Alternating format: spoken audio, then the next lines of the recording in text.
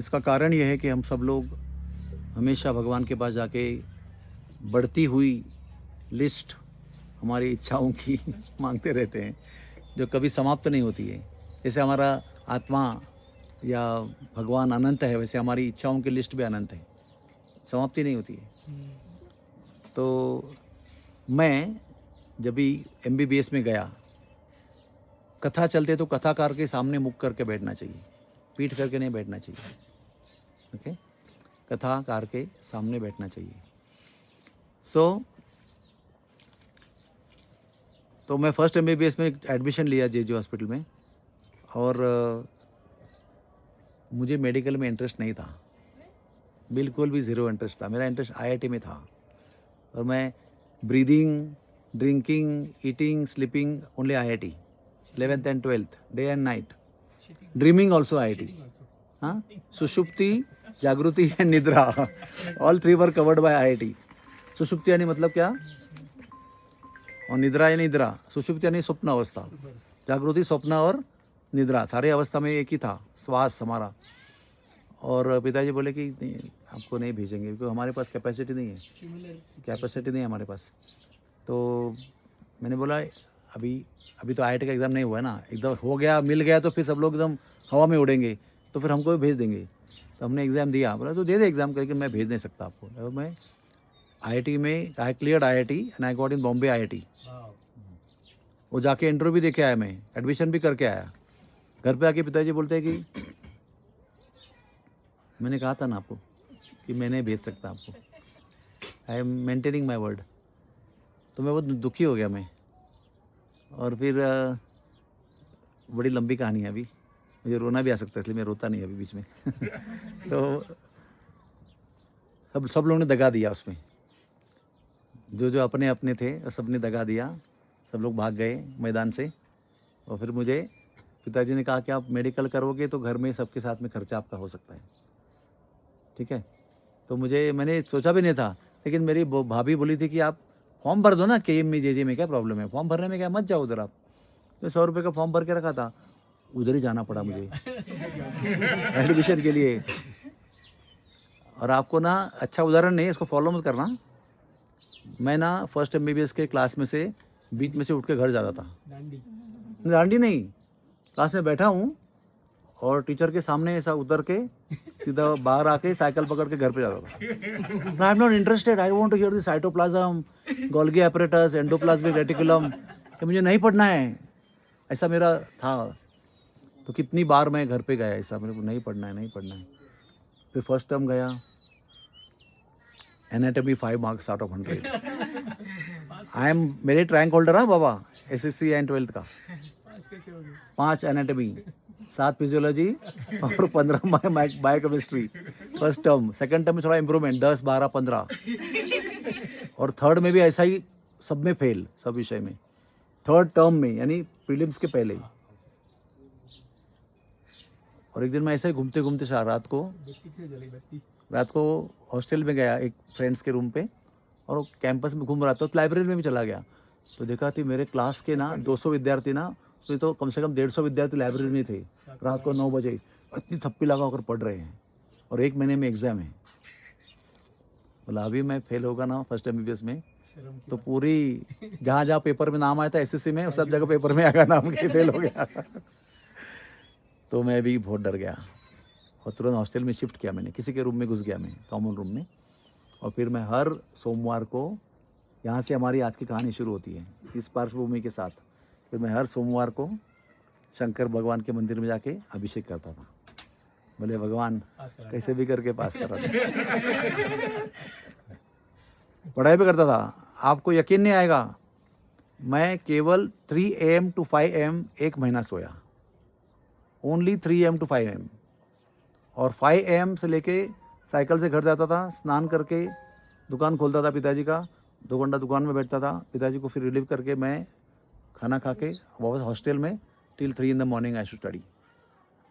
ऐसा रट्टा मारा ना, सब मतलब काम, क्रोध, वेग, मद, मोह, मत्सर सब खत्म हो गया था मेरा।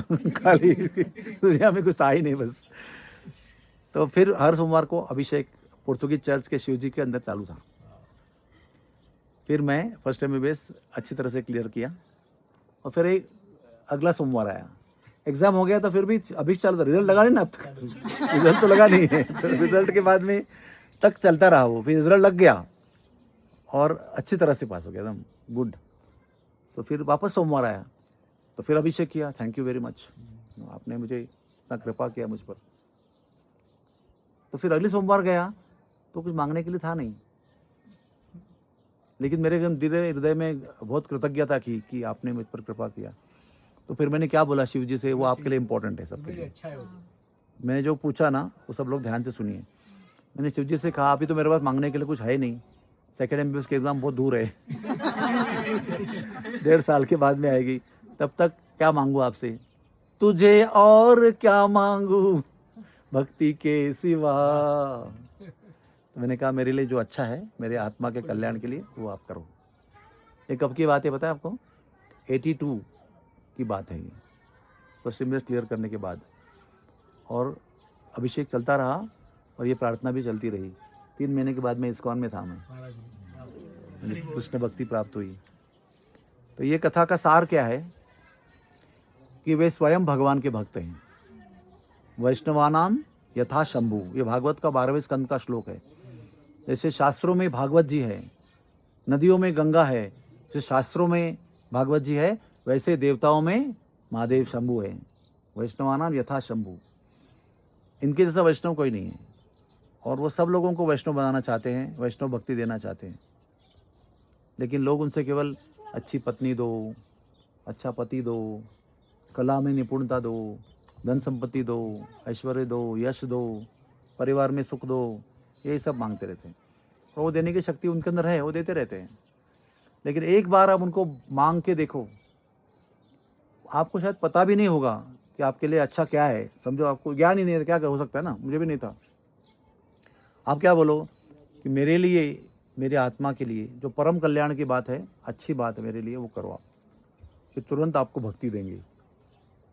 और मेरे जीवन में पाए फ्लूक नहीं हुआ है, कई भक्तों के जीवन में हुआ है, जिन्होंने कभी एक ऐसे मौके पर मांगा उनसे, उन्होंने उनको कृष्ण के चरणों पर जाके रखा। क्योंकि जिनकी भक्ति वो करते हैं, वो सबको उनका भक्त बनाना चाहते हैं। वो ये नहीं बोलते कि मेरे पास ही आओ, उनके पास मत जाओ, उधर क्या है कृष्ण के पास, वो तो नाचता है रात को, मैं थोड़ी नाचता हूँ, मैं तो विरक्त हूँ, मेरे पास क्या, वैसे नहीं बोलते। बोलते उनकी भक्ति करो। और जो अगर उनकी भक्ति करता है, उनसे वो प्रसन्न रहते हैं। आप लोग सब कृष्ण की भक्ति करते हैं, आपको मिलके बहुत बाबा प्रसन्न है, क्योंकि आप लोग बहुत दुर्लभ हो, मांगने वाला बहुत है। और एक बात सुन लो, मेरी बात, विशेष बात, कि समझो अब मैं हूँ, समझो मैं हूँ, हाँ? मैं बहुत बड़ा दाता हूँ, देने वाला हूँ, लोगों को देते रहता हूँ। मेरे पास फिर हज़ारों लोग आते हैं, ये दो, वो दो, ऐसा दो, अधिक करके पैसा मांगने आएंगे, शादी करनी है, फी भरनी है, ये करना है, घर का कर्जा देना है, घर बांधना है, जो भी कुछ है।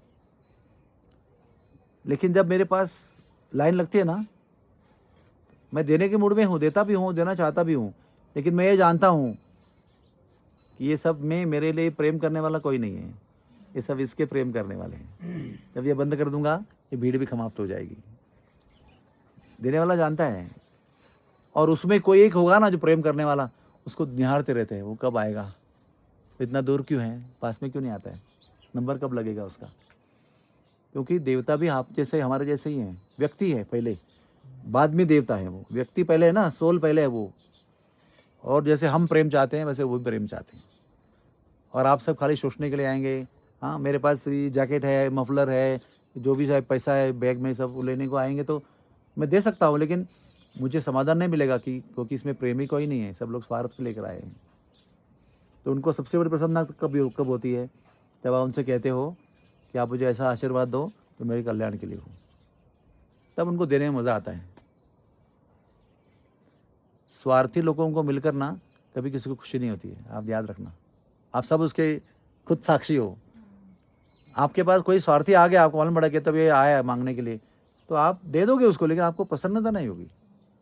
लेकिन आपका प्रेमी व्यक्ति आ गया ना, तो आप न मांगने पर उसको निकाल के दे देंगे, ये भी ले जा, ये भी ले जा, ये भी मेरे लिए गिफ्ट है, तेरे लिए गिफ्ट है, लेते जा, है ना। ये जैसे हम लोग है, वैसे भगवान के देवता भी वैसे ही है। वो सब लोगों को भगवान अपनी भक्ति देने के लिए शक्ति दे के रखा है, वो दे सकते हैं, ये दुर्भाग्य की है, मांगने वाला कोई नहीं है। इसलिए हम यहाँ पर आके कुछ मांगते नहीं, हमको बिजनेस अच्छा करने दो, थोड़ा कर्जा चुकाने दो। हम कहते हैं भक्ति दो, बस भगवान के चरणों की भक्ति दो, आपकी कृपा बनाए रखो। और इनकी कृपा एक ही है, जब कृष्ण चरणों में आपको आकर्षण होता है वही इनकी कृपा है। जमुना जी के लिए हम उसी के लिए जा रहे हैं। जमुना जी भी भगवान की परम भक्त हैं, वो शाम को बताऊंगा आपको। ठीक है, कोई प्रश्न है आपको? तो कभी भी किसी भी देवता के पास जाके कुछ भी नहीं मांगना। जिनको कृष्ण के चरण मिले हैं, उनको वैष्णव गुरु मिले हैं, उनके लिए मांगने के लिए क्या बचा है? और योगक्षेमम महाम्यम, वो सबको आपका पूरा करने वाले, जो आपके पास नहीं है वो पूरा करते हैं, जो है उसको बचा के रखते हैं। कितनी बार बोलना चाहिए उनको? बोला है, डोंट वरी, मैं हूँ आपके लिए। अनन्यस चिंतयन्तु माम योजनः पर्युपासते। आप मेरी भक्ति करो, बाकी मेरे पे छोड़ दो, डोंट टेक टेंशन। आप बोलेंगे हाँ कल तो मेरे कल्याण में कुछ किया था, आज भी करेंगे क्या? बोलेंगे कितनी बार करके दिखाऊं तुमको? हर बार करता हूँ, हर बार तो नेक्स्ट टाइम वापस डाउट करते हो, करोगे क्या? कल तक तो किया, शादी तक तो हो गया, अभी बच्चा होगा क्या? तो अनन्यस चिंतयन्तु माम मतलब नो वरी, नो फिकर। तो जिसके पास अभी भगवान कृष्ण की भक्ति है, उसके पास ना एक्चुअली मांगने के लिए कोई बचना नहीं चाहिए। There should be no list. वो बोलेंगे, वो प्रहलाद को भगवान क्या बोल रहे थे? बोलो, मांगो मांगो भैया मांगो, तुमने मेरे लिए इतना कष्ट सहन किया, मांगो मांगो मांगो, I want to give you, please ask me. तो प्रहलाद ने क्या जवाब दिया? बोला, अच्छा मौका है, ये ऐसा मौका बार बार नहीं आता है। भगवान 10 मिनट का टाइम दो, मैं आता हूँ लौट के और लिस्ट सबमिट करता हूँ आपके पास। ऐसा नहीं बोला। उसने जवाब दिया ना प्रहलाद महाराज ने, वो इतना अनोखा जवाब है। मतलब भगवान, आप मुझे व्यापारी को बनाते हो, मैं व्यापारी नहीं हूँ। व्यापार का मतलब क्या है? लेना देना, देना खरीदना, देना खरीदना। जितना दिया उतना वापस मिलना चाहिए, जो भी इन्वेस्ट किया उसका रिटर्न आना चाहिए। मतलब भगवान, मैं व्यापारी नहीं हूँ और आप मुझे व्यापारी मत बनाओ। मैं यहाँ पर कुछ मांगने के लिए कुछ किया नहीं भगवान, आप मुझे गलत समझ रहे हो। फिर भी भगवान बोल रहे हैं मांगो। भगवान डेस्परेट है, बोले उसको कुछ देना ही है मुझे। और बाकी लोग कैसे रहते हैं? भगवान को परेशान करते हैं, ये दो वो दो ये दो, बोलते ये ले ये ले। अरे अभी भी चाहिए, ले, जहाँ भी कितना मांगेगा तू? और ये बोल रहा है मत चाहिए कुछ, मुझे नहीं चाहिए कुछ। लेकिन एक समय पर प्रहलाद को ध्यान में आया कि मैं अगर कुछ लूँगा ना तो ये प्रसन्न हो जाएंगे। ही केम टू अ रियलाइजेशन कि आई इंसिस्टिंग सो मच, तो if I take something from him he will be happy. तो उन्होंने फिर बोला, तो फिर एक काम करो भगवान, ये मेरे पिताजी है ना, ये बहुत बड़े पापी हैं, इनका उद्धार कैसे भी होना संभव नहीं है, आप बोल ही रहे तो इनका उद्धार कर दो। तो भगवान ने क्या जवाब दिया? अरे प्रहलाद, तो मेरा भक्त है, इसी के कारण इसको क्या, तुम्हारे आगे के 10 पीढ़ी और पीछे के 10 पीढ़ी, इसका मैंने उद्धार ऑलरेडी कर दिया है। 21 पीढ़ी, जनरेशंस जो आए भी नहीं अब तक उनका भी हो गया, जो आ गए उनका भी हो गया, और तुम्हारी पीढ़ी का पिताजी का भी हो गया। फिर प्रहलाद जी ने बोला, देखो वैष्णव क्या मांगते हैं, मांगने का भी एक साइंस होता है। जैसे भीख मांगते ना, उसका भी एक साइंस है, कैसे मांगना है, कब मांगना है, किस तरह से मांगना है, एक साइंस है वो, एवरीथिंग इज अ साइंस। तो प्रहलाद ने भगवान को बोला कि मुझे ना, मैं किससे डरता नहीं हूँ, आपका ये अकरार बिकरार रूप देख के ना सब देवता लोग काँप रहे हैं। ये लक्ष्मी देवी जो है ना, वो भी काँप रही है, बोलते मैं पहचानती नहीं इनको, आई डोंट नो। आप लोग बोल रहे हैं मेरा हस्बैंड है, लेकिन I don't know her, don't know him. तो ये सब लोग इतना डर रहे हैं, काँप रहे हैं। आपका ये जो मैन है आपकी, वो आकाश में बादलों को यहाँ वहाँ कर रही है। आपकी आंखें ऐसी खड़ी है, आपके कान ऐसे खड़े हैं, एक एक चीज़ ऐसे है कि देख के आदमी डर जाए। लेकिन मुझे भगवान, इनमें से किसी चीज़ का डर नहीं है, किसी भी चीज़ का मुझे डर नहीं है। मुझे केवल एक ही डर है। बताओ कौन सा डर है? बताओ, थोड़ा सोचना चाहिए ना, सब रेडीमेड मिलेगा तो फायदा कैसे? बोलो। प्रहलाद बोल रहे हैं नहीं, मुझे एक ही डर है कि मैं वैष्णवों का अपराध ना करूं। मुझे एक ही आशीर्वाद दो कि मेरे हाथ से किसी वैष्णव का अपराध नहीं होना चाहिए। This is called as healthy fear. Everyone must have this healthy fear. और प्रभुपाद जी ने और एक हेल्दी फियर बताया है।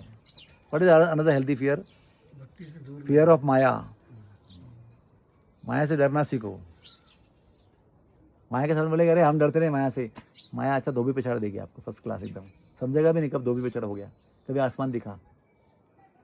तो प्रभुपाद जी 81 ईयर्स के एज पे डीटी के सामने रो रहे हाथ जोड़ के।